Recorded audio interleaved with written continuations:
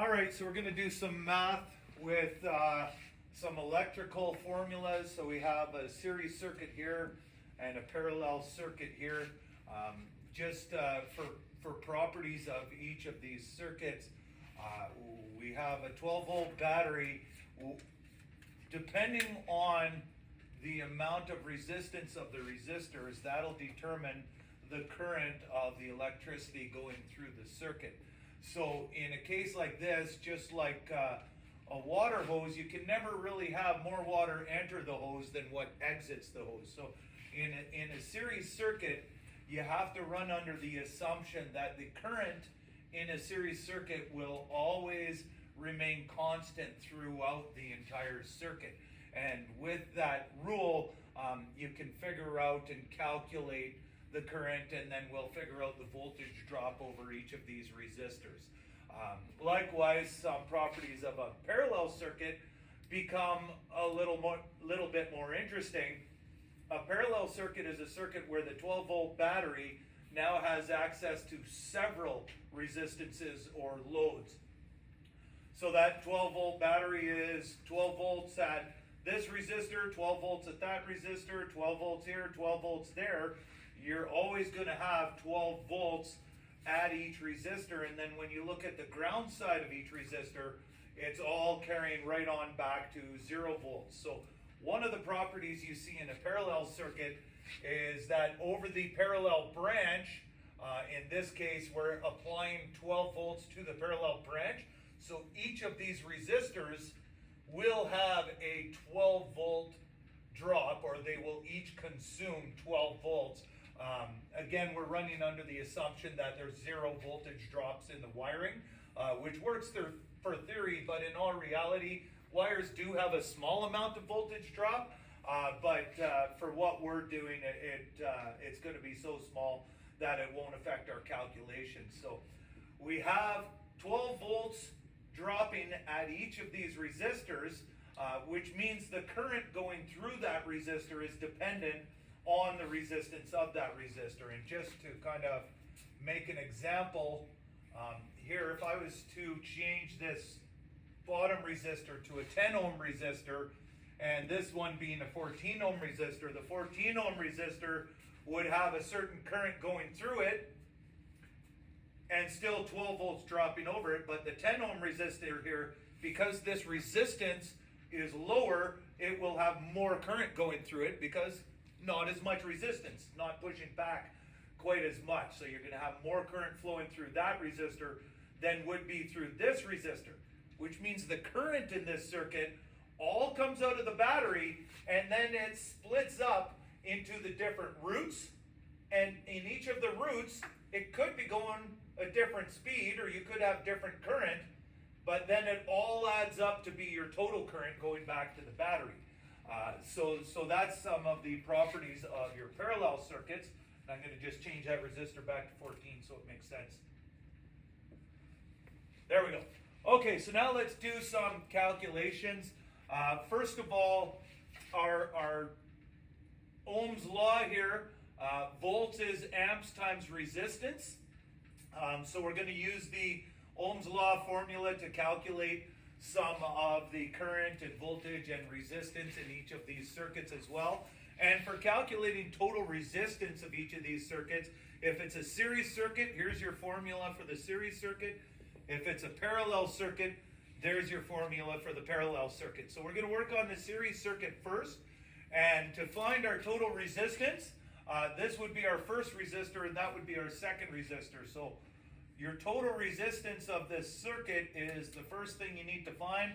And 10 plus 1, hold on, let me get the calculator. 10 plus 1, yeah, it's still 11. It's still 11 all day long. So your resistance total in this circuit is going to be 11 ohms. So your total voltage is 12 volts being provided to the circuit, and your total circuit resistance is 11 ohms. Given total voltage and total resistance, we can now find total current. And again, go into the formula, you cover up your current, your total current will be voltage divided by resistance. So with that, our current total, voltage divided by resistance, or 12 divided by 11. And that will give us our current of 1.091.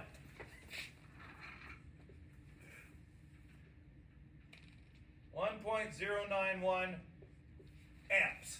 And you have to write amps because you need your units for everything. So at this point in time now, we have our total voltage, we have our total resistance, and this would be the total current for the circuit that we've calculated out now. So what this is telling you is throughout this circuit, we have 1.091 amps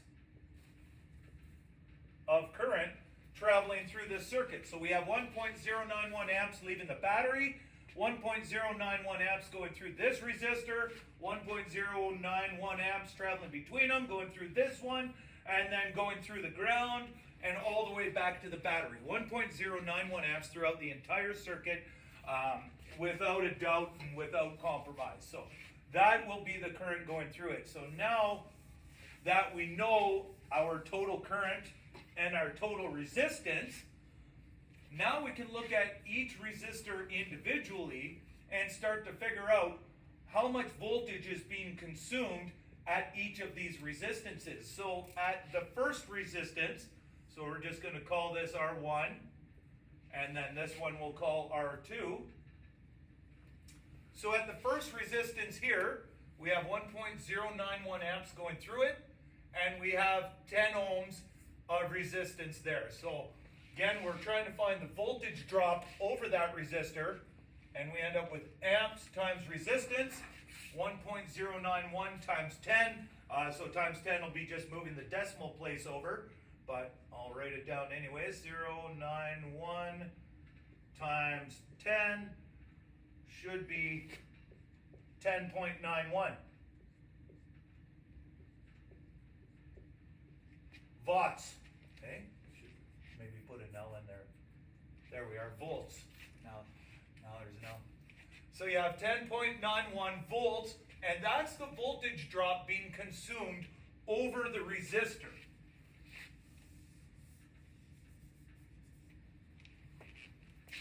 So we could identify this by plumbing in a voltmeter, and we could say that voltmeter is going to read 10.91 amps. Nope. No. It doesn't change magically from volts to amps just because I'm holding a marker, right? That doesn't change. You have to keep the units the same. There we are. 10.91 volts. So here's some of the realizations you should have at this point. Well, if you have 10.91 volts being consumed over that resistor, and we're supplying the circuit with 12 volts, you should assume you got about pretty close to 1.1 amp or 1.1 volt left over after this resistor has consumed that many volts. So if we look at the second resistor here, we still have 1.091 amps going through it, but 1.091 times 1, which is the same number, giving us 1.091 volts that got consumed over the 1 ohm resistor here too.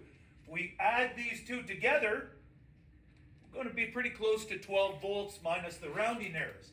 And that's how you can determine what's going on in your circuit. And so I'm just going to write an interesting thing down here. I'm going to say when this resistor is at 1 ohm, this resistor has 10.91 volts dropping. And this is at 1 ohm. This is one of the things we're going to explore as far as computers and computer technology goes, is a computer could watch this resistor and determine the resistance of this resistor based on the voltage drop here. And kind of here's what I mean. If this resistor were, say, a temperature sensor. So now we're going to change our voltage drop. Oh, no, don't change that one because that's at 1 ohm. 10.91. 10.91. There we go. Get that one going again. So if we change the resistance of this resistor being a temperature sensor, and let's say the resistance got a bunch higher in this resistor, and we're going to mark this down as 100 ohms. So it went from 1 ohm to 100 ohm with a temperature change, and with that increase in resistance, it's also going to have an increase in voltage drop. So we've increased the resistance. Now we're going to do the entire calculation again. We have to figure out our current first because our total resistance has changed. So resistance total is going to be 10 plus 100. Whoa, equals 110 ohms. So that's our total resistance for the circuit. Again, just plugging in the series formula here. And we end up with resistance total of 110. So voltage total of 12. And to find our current in the circuit, volts divided by resistance. So 12 divided by 110. So our current total will be 12 divided by 110. And that's going to end up to be a pretty small number. I could have probably even done that in my head. 0.1091, and then we'll do a nice little mathematical thing. The 09 repeats. And that's going to be current, so we better indicate that these are amps. So 0.109 amps. So if you notice, our resistance was considerably higher. In the first example, our resistance was 11 ohms for total resistance, and we had a little over 1 amp. Now our resistance is 110 ohms, 10 times more, and we have 0.1 amps, 10 times less, right? Higher resistance, lower current. Lower resistance, higher current. That's kind of the game that's being played in automotive for the majority of approaches because you're dealing with a 12-volt battery at most of the time. So the current going through this circuit, I'm going to put an ammeter right in the middle here because ammeters go in series with the circuit, and I'm going to write down that it's 0.109 amps traveling through this circuit. Now with that information, again, we can calculate the voltage drop over each resistor.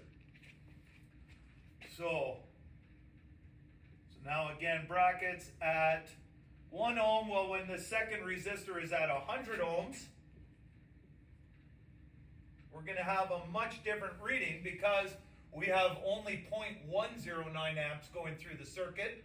And in this first resistor, it's a 10 ohm resistance. Again, voltage drop, amps times resistance.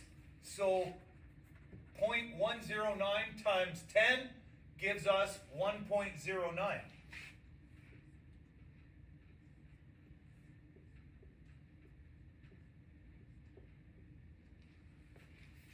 So 1.09 volts at that resistor, even though the resistor remained at 10 ohms. We did not change the resistance of this resistor. We only changed the resistance of the second resistor.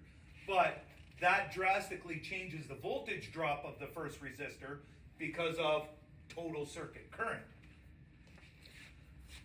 On this end of the situation, we now have 100 ohms. And again, amps times resistance. Well, now we have 0.109 times 100, which gets us to 10.9 volts. And again, 10.9 plus the 1.09, excuse me, gets us up to that 12 volts. Now, if this resistor here, hold on, let me just get rid of some of the noise. with the understanding that we can change this second resistor, and as we change the resistance of that second resistor, the voltage drop of this first resistor will also change in the opposite manner. Meaning when the second resistor was at 1 ohm, we had a big voltage drop over here. And when the second resistor was at 100 ohms, we had quite a small voltage drop over here. Because this resistor is just consuming whatever that one does not. When we look at this type of circuit, I generally refer to it as a voltage divider circuit. And we could easily take this portion of the circuit and put this portion of a circuit inside of a computer. And with this portion of the circuit inside a computer, you just have one wire coming out of the computer, going to your temperature sensor, and then of course a ground wire going back either to the computer or directly to a ground, depending how the system works in that vehicle. And now with the change in this resistor, the computer can watch the voltage drop of this resistance, and through looking at what the voltage drop over this resistance is, it can determine the resistance of that resistor. And if this were a temperature sensor, in essence, that would be the computer knowing what the temperature of the vehicle is based on the resistance of that resistor, which to a computer equates to different voltage drops over the fixed resistor here. Okay, we went 0 to 100 really quickly there, but that is kind of the starting to the series circuit calculations. And next we're going to do parallel circuit calculations. So similar in the calculations, except for finding total resistance, we have to use the 1 over formula. So for a parallel circuit, it's 1 over R1 plus 1 over R2 plus 1 over R3, etc. It can carry on for as many resistances as you have. So let's clean this bit up.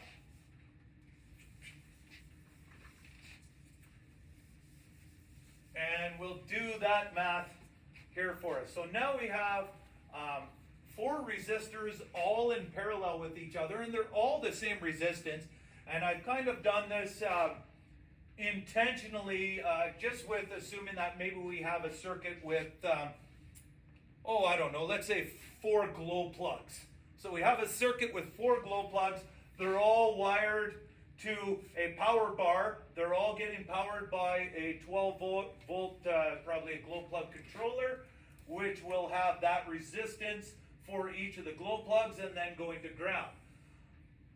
So this circuit could be, what you would see on a vehicle. The first thing, again, like we did in the series circuit, the first thing we need to do is find our total resistance. So the total resistance, we're going to plug in this formula, and we have 1 over, so resistance total equals 1 over 14 plus 1 over 14 plus 1 over 14 plus 1 over 14. If they're all the same denominator, you can add the numerators together, which makes this one a little bit easier, which is 1 over 4 over 14, which equals 14 over 4. So when you have an inverse fraction, meaning a 1 over a fraction, you can simply take the bottom fraction, flip it, and get rid of the 1 over. Got that?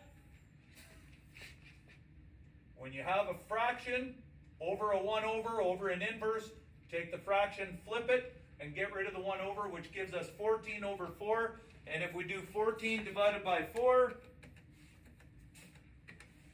hopefully we get 3.5. Oh, that's what you got too. That's good. So 14 over 4 equals 3.5 ohms for your total resistance of this circuit. Now, if you don't like fractions, that's okay. Have I got a deal for you if you don't like fractions? Change these to decimals if you don't want to deal with fractions. So this formula could then get rewritten 1 over 0.07. So just 1 divided by 14, 0.07 plus 0.07 plus 0.07 plus 0.07. How many times? That's it. That's it. No more. No more. And then 0.28, so we have 1 over 0.28. What did I do there? Pretty close. 1 over 0.28. And if you do 1 divided by 0.28, we end up with 3.57 ohms. And just that 0.07 is just some rounding error there. For our purposes, not a big deal. Like, as far as I'm concerned, same answer, same answer. Those incorrections from rounding errors we're not too concerned about for what we do. So, resistance total of this circuit, 357, and I'll break it on down. Hey, you always have to break it on down when you have 357. And if you're not breaking it down with 357, you should be, for sure. All right, so resistance total, 3.57 ohms. So if we wanted to find the current total, we can use these numbers to determine our current total as well. And to find our total current, right, this hasn't changed, total voltage divided by total resistance. So 12 volts divided by 3.57, or just 3.5 depending on how you did it, but I'm going to do 357. So our current total is 12 volts divided by 3.57 ohms, and we'll get our total current, should be in around the 3 to 4 range-ish. 3.36, thank you, sir.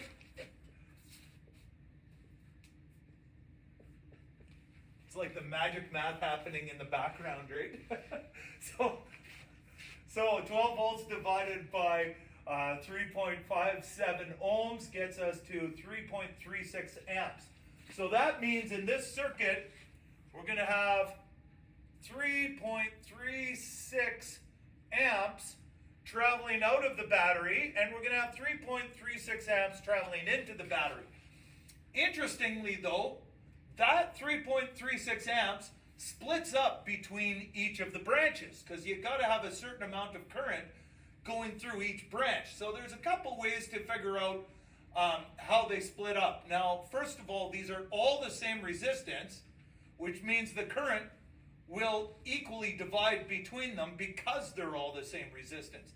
However, if they were not the same resistance, it wouldn't work out that nicely. So we're going to, you could just divide that number by 4 and write that in each one, but we're going to do this a little bit differently, is we're going to figure out the current in each circuit individually. So if each of the parallel circuits has 14 ohms, we also know that each of these parallel resistances has 12 volts applied to it. So if you want to find the current just in this circuit, we know the voltage applied to this circuit, and we know the resistance of this circuit. So our current is going to be 12 divided by 14, or 12 volts being supplied to it, divided by 14 ohms. 12 volts divided by 14 ohms should give us our current, and a 12 divided by 14 is 0.85. 0.85 amps, which means each of these branches should have 0.85 ohms going through it. Amps. I said ohms, but I meant amps.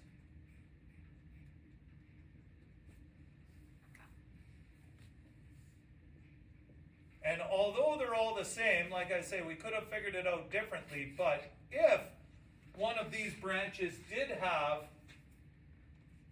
a different resistance here, and I'm just going to make that one a 9 ohm. If we had a different resistance here, this is going to be a lower resistance than those branches, So it will no longer have that 0.85 amps going through it. Now it'll be 12 divided by 9, right? And 12 divided by 9, you're going to get a little bit more current going through it at 1 1/3. 1.3 repeating amps because this one has a lower resistance. Now we're going to go back to the way it was. Everything is the way it is. That's sheepdogs. Like that. Okay, so we have 0.85 amps going through each of the branches. Again, if you multiply 0.85 times 4, you're going to get very close to the 3.36. And that's going to be kind of the rundown of how things go in the vehicle. Now, some interesting things that happen with parallel circuits is you have to realize that there's certain current that goes through every single branch, and we know our resistance total was 3.57 when all of the circuits were working normally. But what happens if one of these glow plugs in this circuit opens up? And so the glow plug burns out, opens up, which means for our purposes, intents and purposes, it's going to have unlimited resistance or no current flow going through that branch of the circuit anymore. With no current flow going through this branch of the circuit, that doesn't work for your total resistance calculation anymore. So your total resistance now will change based on there's only 3 avenues for the current to flow in this parallel resistor.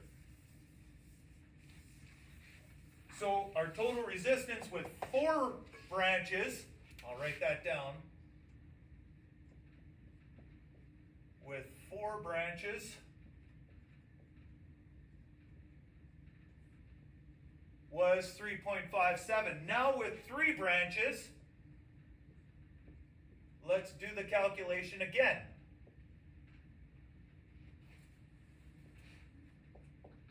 And again, we know our total voltage, but now we need to find our total resistance. So 1 over 14 plus 1 over 14 plus 1 over 14. Oh, I didn't write 4 there. Said the right thing and did the wrong thing. But there's only 3 of them. Don't put a 4th one in because we don't have that branch anymore.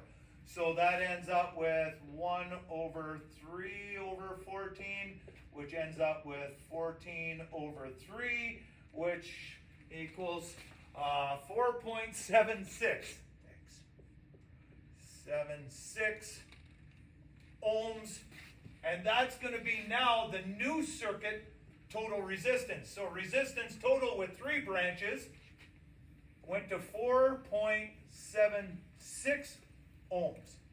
So the resistance of the circuit got higher even though we removed one of the resistances. And don't think of it as even though we removed a resistance, think of it as we removed a path. We removed a road for those electrons to travel. So electrons used to have 4 roads. Bang, bang, bang, bang. 4 roads going all the time. Now, we've only got 3 roads because the 4th road broke down. So electrons have fewer roads to travel.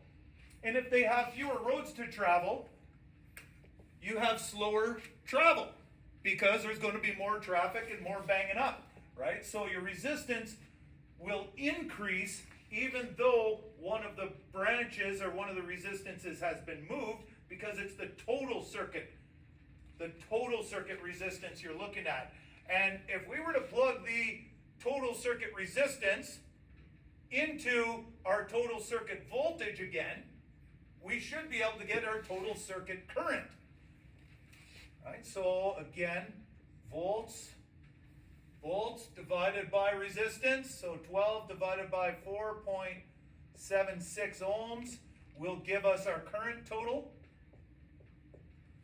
And 12 divided by 4.7, 2.52. 2.52 2.52 amps. Whereas previously it was 3.36 amps.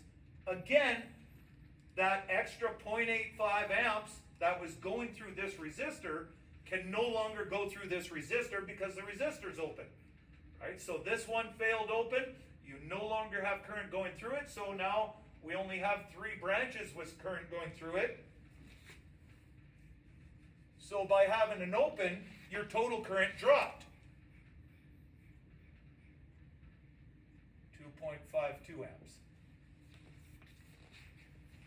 Likewise, if one of these resistors got a short, and instead of being 14 ohms, let's say it went down to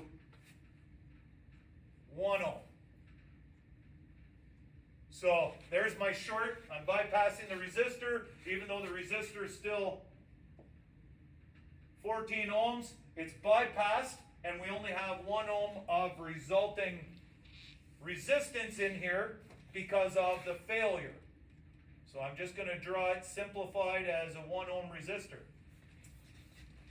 Now, without doing a whole bunch of math, just want to look at it as part of a circuit. Now, 14 ohms, 12 volts, you get 0.85 amps. 14 ohms, 12 volts, 0.85, same. When we get down to this part of the circuit where there's a failure and there's a short, we end up with only 1 ohm of resistance. Now, we have 12 volts being applied to 1 ohm. Volts divided by resistance, 12 divided by 1, we end up with 12 amps going just through that branch of the circuit. So we got a short in this circuit. Total current used to be 2.52. Once it shorts out, this branch ends up getting a massive amount of current, 12 amps current going through this branch, which is going to increase our total circuit current, which decreases the total circuit resistance because there's too much current going through it. Very likely in a circuit like this that is designed for 14 ohm resistors, it probably has a 5 amp fuse in it because we were looking at 357 initially.